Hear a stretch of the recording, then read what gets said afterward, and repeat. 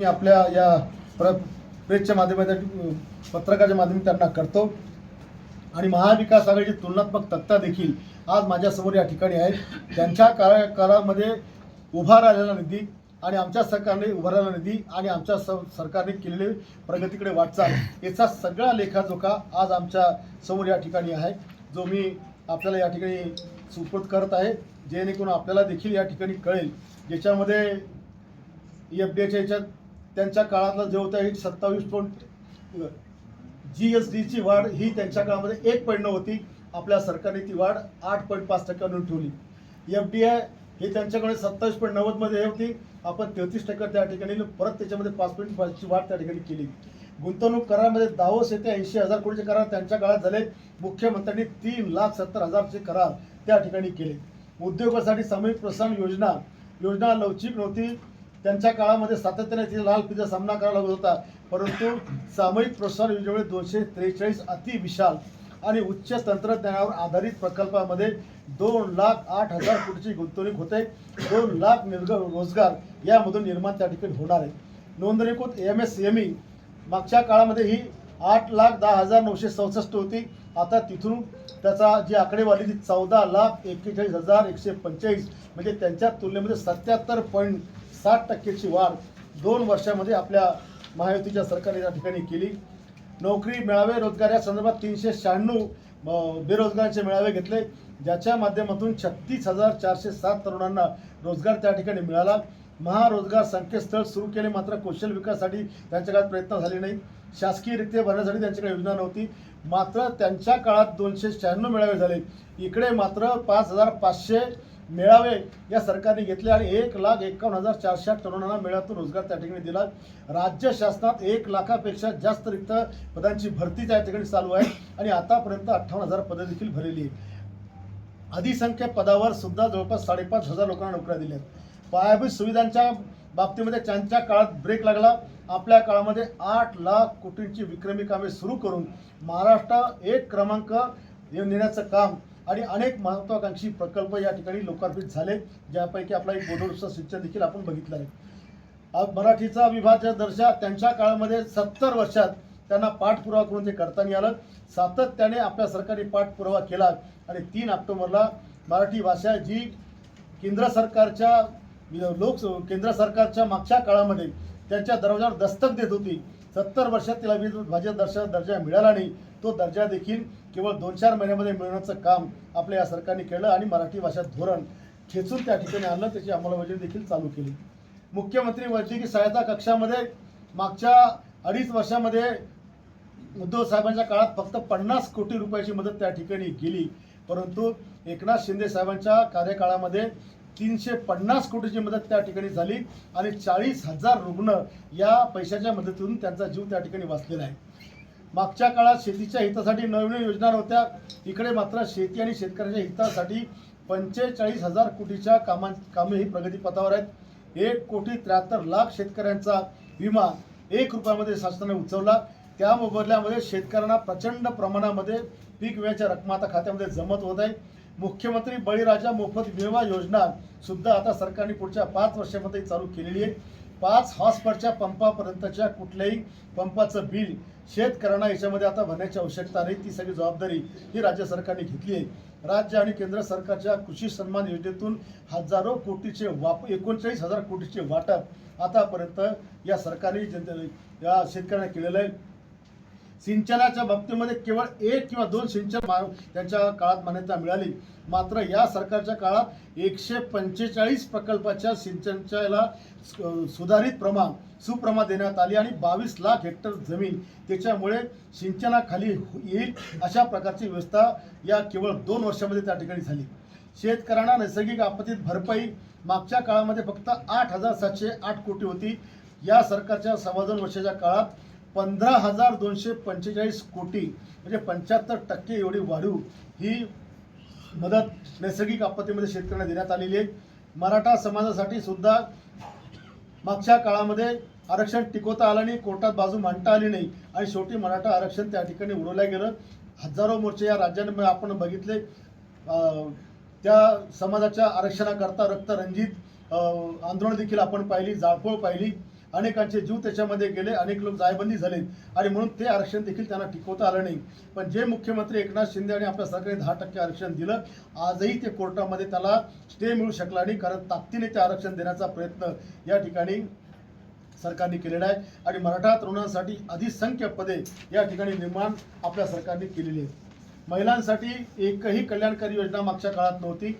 आता लाडकी बहीण, लेक लाडकी योजना, व्यावसायिक शिक्षण मोफत, अन्नपूर्णा योजना, एसटीची सवलत, लखपती दिदी आणि बचत गटांना प्रोत्साहन एवढ्या योजना महिलांकरता या सरकारने राबवल्या. ग्रामीण महिला सेल्फ हेल्प ग्रुप मदत वार्षिक सरासरी मागच्या काळामध्ये 2,845 कोटी क्रेडिट लिंकिंग होतं. 1.62 लाख बचत 1,62,00,000 बचत गटांना त्याचा लाभ होता. त्या तुलनेत मात्र इकडे 6,913 कोटी क्रेडिट लिंकिंग, 2,49,000 म्हणजे बचत गटांना लाभ, 142% कर्ज पुरवठ्यामध्ये वाढ, 53% बचत गटांच्या संख्येमध्ये वाढ, एवढं काम ग्रामीण भागातील महिलांकरता या सरकारने केलं. सामान्यांसाठी घरे मागच्या काळात केवळ 6,75,00,000 घर होते, मात्र आपल्या सरकारच्या काळात या घरांची संख्या 11,78,000 म्हणजे 75% ही घरांची संख्या आपल्या सरकारने वाढवली. शबरी आदिवासींचा घरकुलचा लाभ मागच्या काळामध्ये फक्त 427 कोटीचा लाभ 18,119 लोकांना मिळाला. आपल्या काळामध्ये मात्र हा लाभ 1,25,699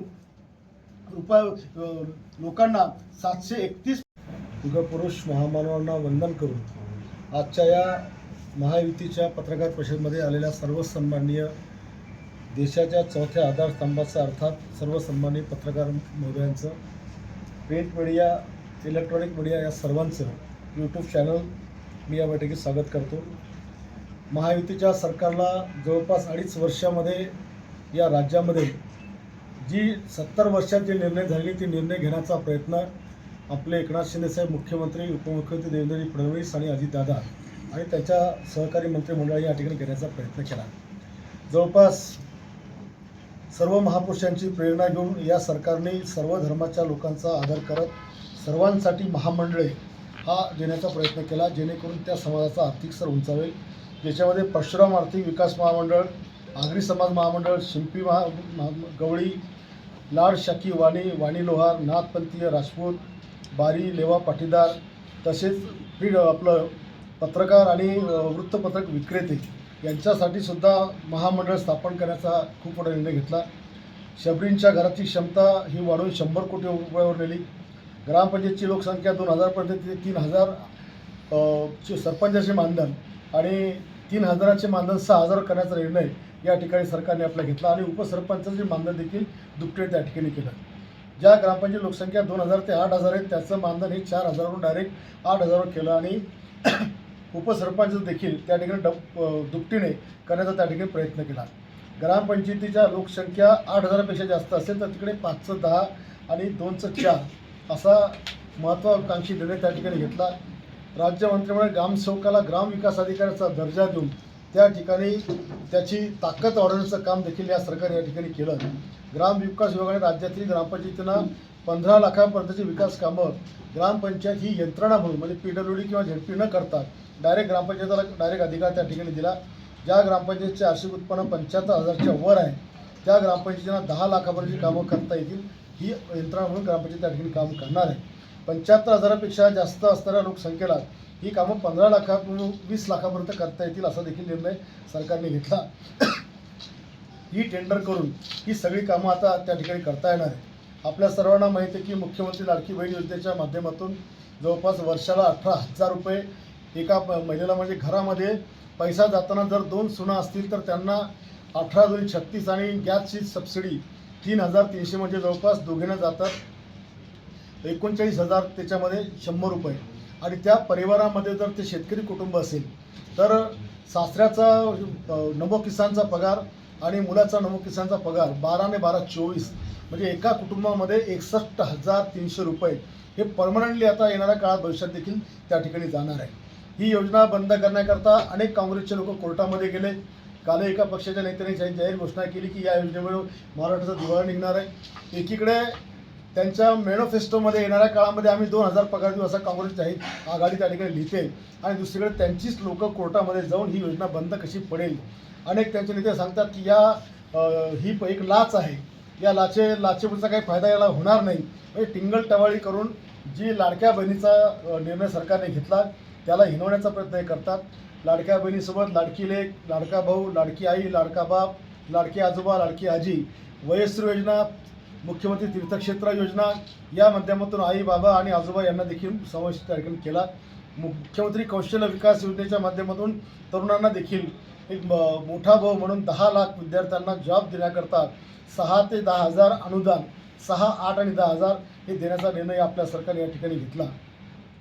मागच्या काळामध्ये 2 वर्षात 75,000ची भरती आपल्या सरकारने त्या ठिकाणी केली. शेतकऱ्यांना मदत करताना NDRF, SDRFचे निकष दावरून जी मदत 1 हेक्टरपर्यंत होती ती डायरेक्ट 3 हेक्टरपर्यंत केली आणि 3 पटीनं वाढ त्याच्यामध्ये केली, जे आतापर्यंतच्या कुठल्याच सरकारच्या काळात झाली नाही. ज्या ठिकाणी 65 मिलीमीटरची नोंद किंवा स्कायमॅटची नोंदच्या आधारे शेतकऱ्यांना मदत दिली जायची, ते सगळं बाजूला टाकून सततच्या पावसामुळे जर पीक खराब झालं असेल तर त्याला देखील मदत देण्याचं काम आपल्या सरकारने या ठिकाणी केलं. मोठ्या प्रमाणामध्ये या 2 वर्षात शेतकऱ्यांच्या खात्यामध्ये कधी नव्हे एवढी त्यांना लाभ त्या ठिकाणी मिळाला. आता पुढच्या 5 वर्षाचं देखील त्यांनी 5 हॉर्स पॉवरचं MSCBचं बिल हे सरकार ही जबाबदारी घेतली. मागचं तर आजाचं, नातवाचं आणि वडिलांचं तिघांचं देखील 46,000 कोटीचं वीज बिलाची माफी देखील आपल्या या सरकारने त्या ठिकाणी घेतली. आणि म्हणून अंगणवाडी सेविकेच्या मानधनात 1500ची वाढ केली, आशा वर्करच्या मानधनात 5,000ची वाढ केली, कृषी सेवकाच्या मानधनात 6,000ची वाढ केली, ग्राम रोजगार सेवकाचे मानधन वाढवून 8,000 केले, होमगार्डच्या मानधनात दुपटीनं वाढ केली. एवढंच नाही तर अगदी कोतवालाचं मानधनसुद्धा, कोतवालाचा पगारसुद्धा हा 15,000पर्यंत त्या ठिकाणी केला. ज्येष्ठ नागरिकांना पेन्शन योजना चालू त्या ठिकाणी केली. आता ज्येष्ठांसाठी ST फ्री आहे, महिलांसाठी अर्धी फ्री आहे आणि ज्येष्ठांकरता आपला दवाखाना या अशा अनेक योजना बाळासाहेब ठाकरे आपला दवाखान्याने चालू केला. महात्मा फुले जीवनदायी योजनेची मदत मागच्या काळामध्ये 1.5 लाख होती, आता ती 1.5 लाखावरून 5 लाख देण्याचा प्रयत्न केला, ज्याच्यामुळे गरीबातला गरीब आपली सर्जरी त्याच्यामध्ये करू शकतो. उत्पन्नाची अट मागच्या सरकारच्या काळामध्ये होती की त्याचं उत्पन्न लाखाच्या आत लागायचं, परंतु आता डायरेक्ट अगदी गरिबापासून तर अंबानीपर्यंत कोणालाही या योजनेचा लाभ घेता येईल एवढी व्याप्ती या सरकारने आपल्या त्या योजनेची वाढवली आहे. मुख्यमंत्री ग्राम सडक योजने माध्यमातून आपल्या जिल्ह्यामध्ये किमान 500 किलोमीटरचे रस्ते तर महाराष्ट्रात 5,000 जवळपास 6,000 किलोमीटरचे रस्ते या योजनेतून त्या ठिकाणी करण्याचा प्रयत्न आपल्या सरकारने या ठिकाणी केला.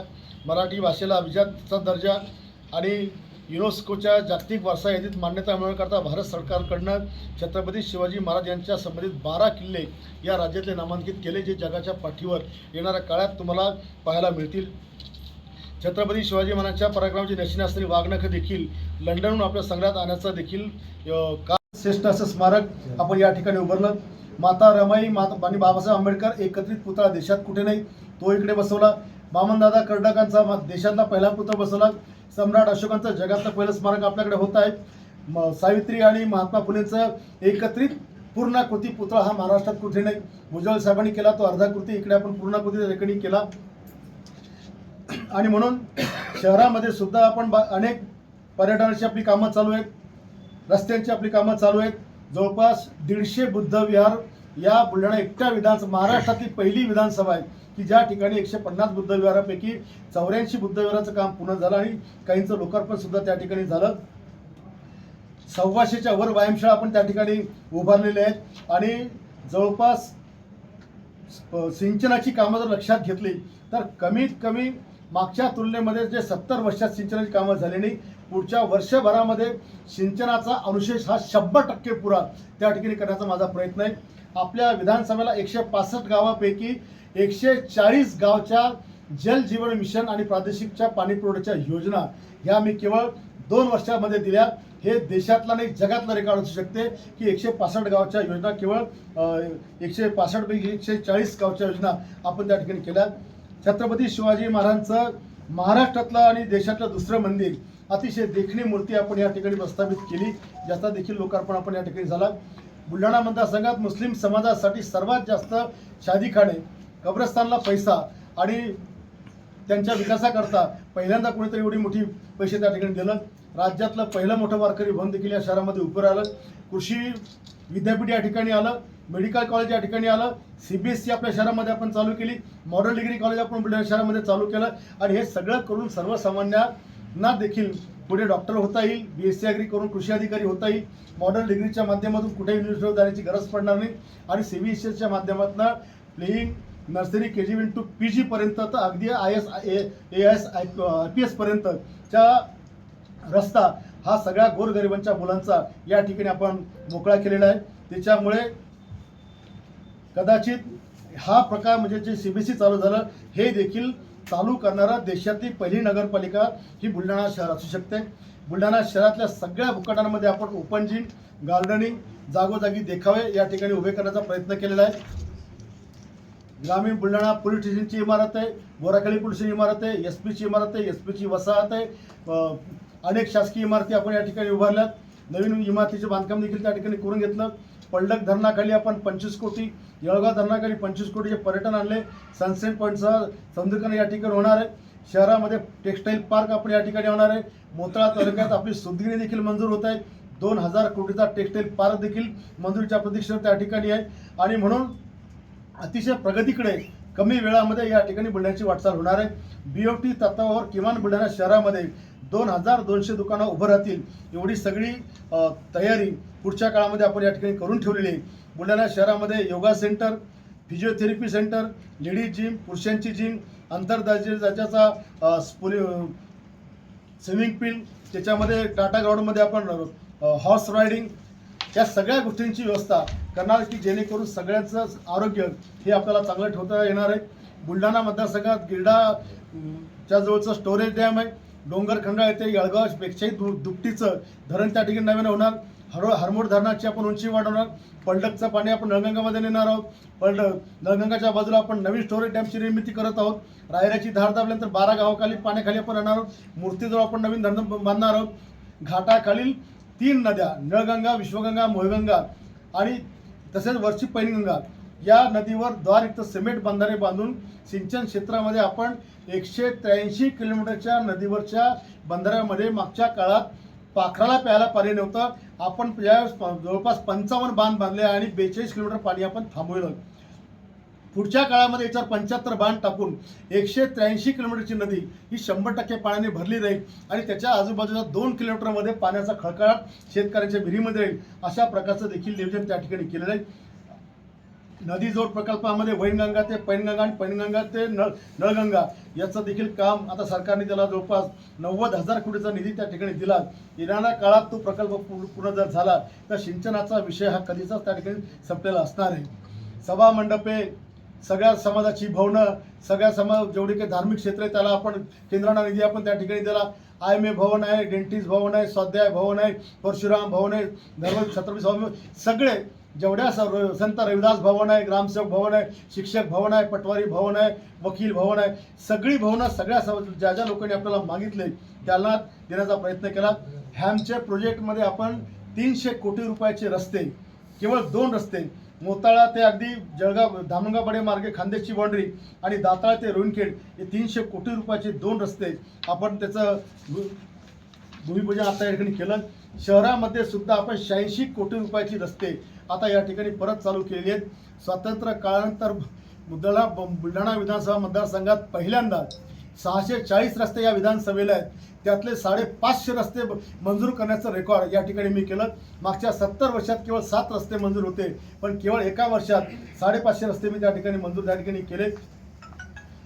असं सांगितलं की लोकसभेमध्ये महाविकास आघाडीला जिथे जास्त मते मिळाली तिथलं मतदान त्यांनी कमी करायचा प्रयत्न केला. मला कळलं प्रश्न. ज्या ज्या विधानसभा मतदारसंघात जास्त मते मिळाली तिथलं मतदार जे होतं महाविकास आघाडीचं यादीतून नाव वगळण्यात आले. मतदार यादीतून त्यांचे नाव वगळले. आता हा विषय मला वाटतं आपल्या जिल्ह्यात तर काही नाहीये. आता जर असं झालं असेल की कोणाला नाव वगळले तर कालच्या पेपरला बातमी आहे की 29 तारखेपर्यंत ते नाव टाकू शकतात. त्यांनी नाव टाकून घेतली पाहिजे. राहुल बोंद्रेंचं असं म्हणणं आहे भाऊ की मुस्लिम समाज आणि दलित म्हणजे महाविकास आघाडीची मी फेवरेट उत्तर दिलं ना. आज 18 तारीख आहे, 29 तारखेमध्ये सगळ्यांचे नाव पडू शकतात जर कोणी असं केलं असेल तर. संधी आहे त्यांना. हो, आचारसंहिता लागू झालेली आहे. हे कार्यालय नगरपालिकेचं आहे. हे नाममात्र भाड्याच्या तत्वावर आपण घेतलेलं आहे.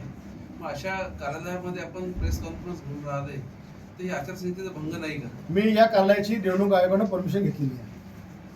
दाखवता येईल. Yes. पुढे बोला. भाऊ निवडणूक लागल्याबरोबर पाठीमागचं जे पोस्टर आहे त्याच्यात महायुतीचे मी या सगळ्यांचं जे आलेलं कार्यालयाचे आहे. या कार्यालयाचे 72,000 रुपये भरून परमिशन घेतली, त्याच्यामुळे ते पोस्टर अधिकृतपणे लागलेले आहे. भाऊ काँग्रेसचे मुख्यमंत्री असणारे यशवंतराव चव्हाणांचा फोटो यशवंतराव चव्हाणांचा फोटो लावण्याचा उद्देश काय असणार? जे काँग्रेसचे हा, विधानसभेचा मला ती माहिती आहे. त्यांनी काही ठिकाणी बैठका घेतल्या, काही ठिकाणी महाविकास आघाडीला मदत करण्याची भाषा केली, काही ठिकाणी लढण्याची भाषा केली. मी भारतीय जनता पक्षाच्या वरिष्ठांच्या कानावरती घातलेलं आहे. आणि जर आमच्या पक्षाकडनंही जर असं कोणी करेल आणि त्यांच्या पक्षाकडनं जरी कोणी करेल तर त्याच्यावर पक्षांतर्गत कारवाई होईल. 3 दिवसा अगोदर निरीक्षक आले होते बुलढाण्यामध्ये. त्या बैठकीमध्ये नाराजीचा सूर असा होता की आपण भाजपच्या कार्यकर्त्यांना पदाधिकाऱ्यांना कुठेच विकास काम भाजपचे लोक इथे, यांचा आरोप नव्हता तो, त्यांचा एकटाच होता. हे आज पहिल्यांदाच दिसत आहे ना आपल्यासोबत. मग निवडणूक लागली ना. लागले म्हणून आपण बोलवलेले दिसत आहे. अरे निवडणूक आता शेवटी त्या भाजप शिवसेना एकत्र लढणार ना आम्ही. विकासाच्या वेळेसही उद्घाटनाच्या वेळेसही किंवा कुठे फोटो लावताना भाजपचं कुठेही आमचा एकही बॅनर असं नाही ज्याच्यावर देवेंद्रजीचा फोटो नाही किंवा भाजप मोदीजींचा फोटो नाही, एक पण नाही. ते सिंदखेड राज्यामध्ये थोडीशी अडचण आहे सध्या, तर तिथलं काही आपलं आहे का शिंदे गटाचं? हा? शिंदे सेना घेणार का ती जागा वगैरे ती का भाजपला देणार? आम्ही ती जागा 100% आम्ही घेणार. भाजपने दावा तर केला, राष्ट्रवादीची आहे ना, अजितदादाची जागा आहे. भाजपने दावा केला. विषय मी तुम्हाला आधीच सांगितला. दादाची जागा आहे का भाजपची जागा आहे का आमची शिवसेनेची जागा आहे. तिकडे दादाकडे उमेदवार नाही, बीजेपीकडे उमेदवार नाही. तिकडे एकमेव उमेदवार असा आहे खेडेकर, तो जिंकू शकतो. त्याच्यामुळे आमचं मेरिट काय आहे, जिंकणारी सीट द्यायची. तो तिघांपैकी सीएम कोण होईल निवडणुकीनंतर? आता देवेंद्रजीने परत सांगितलं सीएम तुमच्या समोर बसेल म्हणून. तुम्ही बघितलं नाही पत्रकार परिषद? देवेंद्रजींनी सांगितलं. स्वतः सांगितलं. तुमचा चेहरा कोण म्हणे, हा काय बसलेला चेहरा आहे म्हणे इकडे. एकनाथराव शिंदे पुन्हा सीएम. काय बोलले देवेंद्रजी, ये क्या सामने बैठे बोले. बघा तुम्ही नीट जरा. अर्ज भरला होता तसं ते विजयराव शिंदे मी तुमच्या विरोधात अर्ज भरला. त्यांनी तेव्हाच भरला होता. आताही भरायचा. हो, आपला उमेदवारी अर्ज कधी दाखल होणार आहे? आपण माझा उमेदवारी अर्ज 28 तारखेला दाखल होणार आहे 11 वाजता. भाऊ ते आपला सत्काराचा महिला जिल्हाध्यक्ष आहे ना, तालुका अध्यक्ष पण आहे. आज तुम्ही गेम प्लॅन सांगितलं बरोबर, काहीच पकडून नाही म्हणून आपल्याला. हा? म्हणून बघ, game काहीच पकडलं. काहीच नाही. मी 5 मिनिटं आधी वाचलं सगळं. तुमच्यासमोर वाचलं, विषय वाचलं पण नाही. आणि त्या सगळं डोक्यातच आहे की सांगायचं काम नाही, समोर तर होतंय सगळं. हो, इथला सर्वे काय म्हणतोय आपल्या पक्षाचा, तुमच्या विषयीचा? आता आम्ही आमच्या सर्वेचं गुणगान काय करायचं आहे तुम्ही विचारलं पाहिजे. नाही, तुम्ही तुमच्यापर्यंत जो आला असेल पक्षाचा. CID ला विचारा, SIT ला विचारा, तुमचे सगळे इलेक्ट्रॉनिक मीडिया सर्वे करतोय त्यांना विचारा. एक ते 1.25 लाख जे तुम्ही म्हटलंय ते बरोबर आहे का? हा, आमची तर महायुतीची सीट आम्ही 1.25 लाखाच्या फरकाने पुढे, 1.25 लाखाच्या पुढेच राहू. आमच्या आसपास पण आम्ही कोणाला भरपूर देणार नाही. मतदान किती होणार? तुम्ही लिहून घ्या, 25,000च्या वर आमच्या मागचा माणूस पुढे सरकणार नाही. लिमिट 25-30. उमेदवार कोणी असला तरी का की उमेदवार बदलतील जसे चेहरे बदलतील यांनी तसे कमी होईल? कोणताही उमेदवार आयात केला तरी बुलढाण्याची जनता आता ऐकत नाही. हा निर्णय आमचा नाहीये, हे जनतेने ठरवलेलं आहे. आणि जेव्हा जनता ठरवते तेव्हा सगळे पालापाचरंग उडून जातात. 222.5 कोटीचा लाभ होता. इकडे मात्र 92,000, इकडे 40 होतं, इकडे 92,388 विद्यार्थ्यांना 492 कोटीचा लाभ हा या सरकारच्या माध्यमातून दिला. धारावी पुनर्विकासाची निविदा प्रक्रियेमध्ये ज्यांनी ब्रेक केला होता ती निविदा पूर्ण केली. आता 2 लाख कुटुंबांना 1-1 कोटीचं घर त्या ठिकाणी मिळणार आहे. आणि जे अपात्र रहिवाशांना सुद्धा घरं देण्याचा निर्णय महत्त्वाकांक्षी सरकारने आपल्या घेतलेला आहे. केंद्र सरकारशी समन्वय साधून मागच्या काळात आडमुठ्या धोरणामुळं त्या ठिकाणी त्यांना केंद्राचा निधी आणता आला नाही. इकडे मात्र डबल इंजिन सरकारमुळे अनेक विकासांना गती मिळाली, केंद्राकडून मदत मिळवता आली. केंद्र आणि राज्याच्या दोघांच्या संयुक्त निधीमधून राज्यातले अनेक प्रकल्प त्या ठिकाणी राबवण्याचं काम या सरकारने केलं. नगर विकास विभागाच्या माध्यमातून सुद्धा मागच्या काळामध्ये रखडलेले जेवढी कामं होती ते सर्व विकासाचे आराखडे या सरकारने या ठिकाणी मंजूर केले. आणि म्हणून मागच्या 2.5 वर्षामध्ये आमच्या महायुतीच्या सरकारने खूप काही सगळ्यांना देण्याचा या ठिकाणी प्रयत्न केला आणि त्याच्यामुळे या महायुतीलाच या ठिकाणी 100% कळ देईल हा आमचा विश्वास या ठिकाणी आहे. आणि ही जी केलेली कामं ही जनतेपर्यंत पोहोचावी हा याच्या मागचा आमचा एक उद्देश त्या ठिकाणचा आहे. राहिला बुलढाणा